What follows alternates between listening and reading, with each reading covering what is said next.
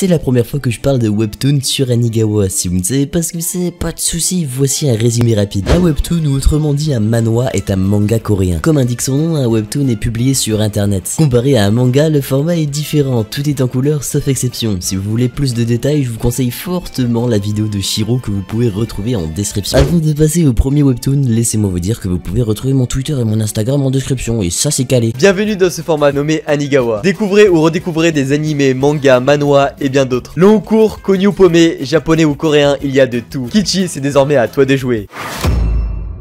Solo Leveling, putain, oh là là. Solo Leveling est mon tout premier manhwa et mon préféré, soit dit en passant. Si vous n'avez jamais encore lu de webtoon, c'est celui que je vous conseille. Et si vous avez déjà lu Solo Leveling, bah restez ici en fait, on va voir d'autres manhwas, vous inquiétez pas. Depuis l'apparition d'un portail reliant notre monde à un monde blindé de monstres, certains hommes avec un H majuscule ont acquis des pouvoirs et des capacités afin de chasser ces derniers. On les appelle les chasseurs. Ils sont classés dans des rangs du plus faible au plus puissant, EDCBAS. Et le personnage principal de cette œuvre, Sun Jinwoo, est un rang S. Non frérot, redescends-le. Vas-y, encore.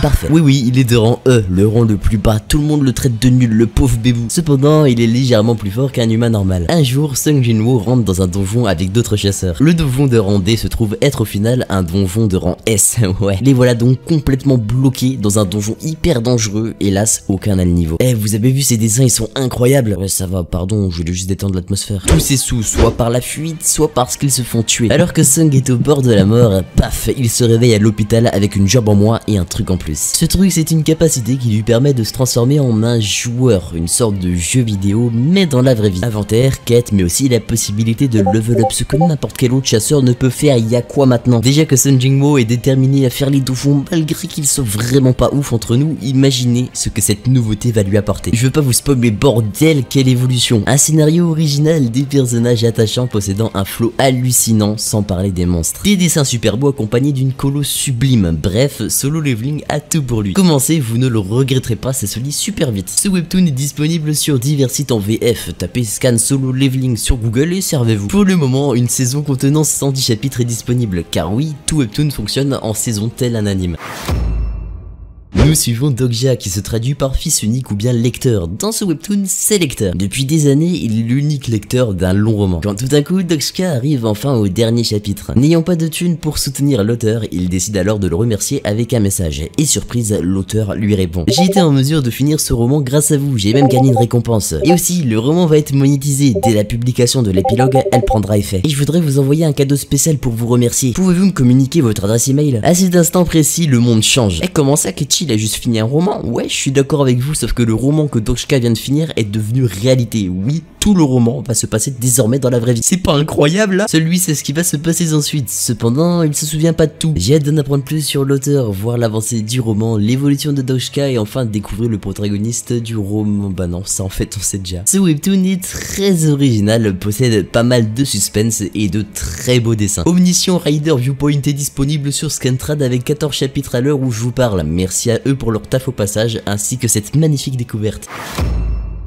Ryo Hanbin, une personne comme une autre, vient de finir son service militaire obligatoire. Soudainement, devant son PC, Ryan Hanbin est aspiré dans un autre monde que le nôtre. Et là, vous allez vous dire: ah non, encore un manhwa, la Solo Leveling, oh là là, il y en a marre. Mais pas du tout, laissez-moi finir, oh! Laissé comme une vieille merde dans ce monde, il va devoir survivre seul, alors que ce monde est envahi de monstres. Il est dans un véritable jeu vidéo avec tous les mécanismes de base à la Solo Leveling, de l'XP, des compétences, des améliorations et tout ce qui suit. En réalité, ce sont des... on ne sait pas vraiment qui ils sont, mais notre cher Ryan Hanbin n'a pas été téléporté dans ce monde par le Saint-Esprit. Le souci, c'est que ces types qui l'ont téléporté, bah ils se sont rendus compte que la fenêtre d'aide de Ryan Hanbin est complètement buggée. Mais ils se sont dit: oh, c'est qu'un type sur 7 mineurs, Osef, balançons-le. Il y a vraiment zéro van, hein, c'est ce qu'ils se sont dit. Et c'est là l'originalité de ce webtoon. Pour passer dans le monde suivant, il doit atteindre le niveau 5. Hélas, avec sa fenêtre d'aide cassée, il passe les 4 premiers niveaux aisément, tranquille, aise. Mais au passage du 5e niveau, il reset au niveau 1. Et ça, H24. Notre héros est grave déterminé. Pendant 22 ans, il va répéter ce quotidien encore et encore afin de prendre du level. Ce qui est bon à savoir, c'est que les monstres augmentent leur level selon l'adversaire qu'il y a en face. Les développeurs, on va les appeler comme ça, au bout de 22 ans se sont rendus compte que Ryu est dans un monde différent d'où sont les autres joueurs et qu'il avait survécu 22 ans avec des stats